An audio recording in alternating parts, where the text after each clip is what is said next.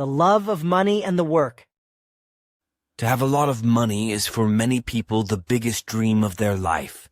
Consequently, they are manically dominated by their thoughts and feelings in this regard, and do everything for money, from being stingy to theft, deception and robbery to murder, manslaughter and betrayal.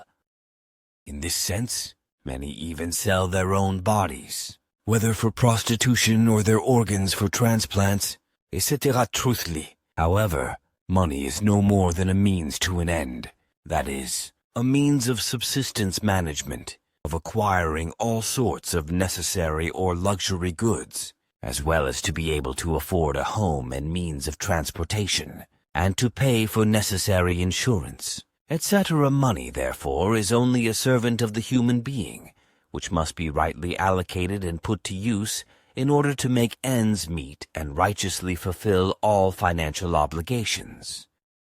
However, in order to come into possession of money, it is necessary to perform a daily stint of paid work.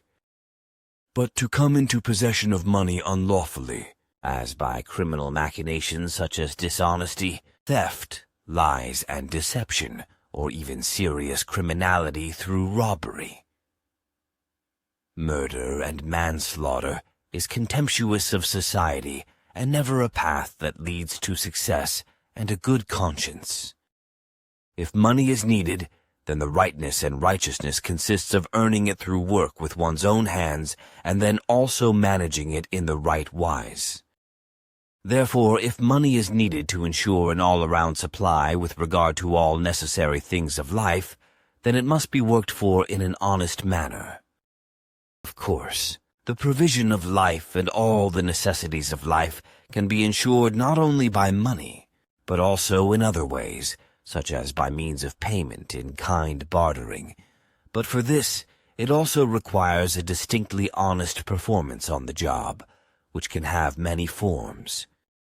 Therefore, the human being must be awake to many forms and perceive and accept everything in such a fashion as the opportunity presents itself for the necessary provision in an irreproachable and righteous wise.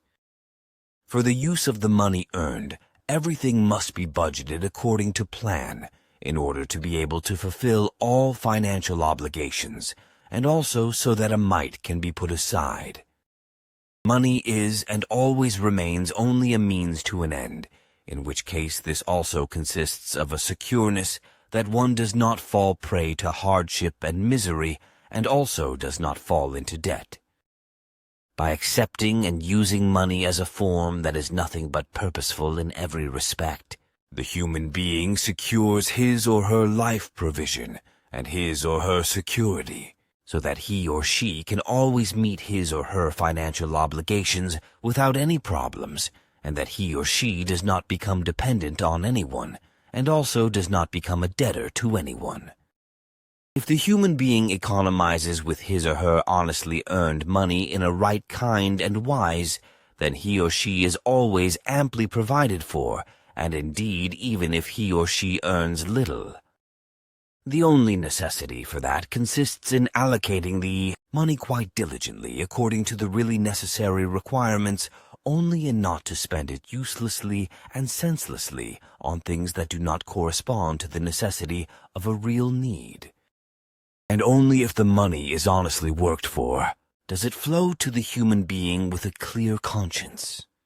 Consequently, he or she can reach for it happily and with satisfaction and manage it rightly, as well as with an easy conscience.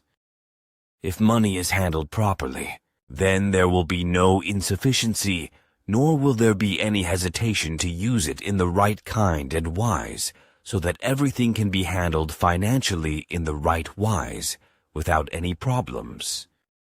The right handling of money enables the human being to satisfy all his or her really necessary requirements, to be financially independent and to fulfill his or her wishes, if they stay within the frame of what is sensible and do not exceed the budget of what is possible.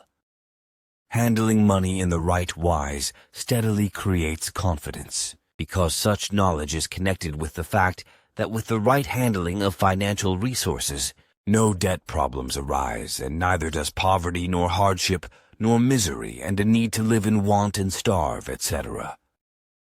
Simyase Silver Star Center, November 4th, 2013, 11:19 p.m., Billy.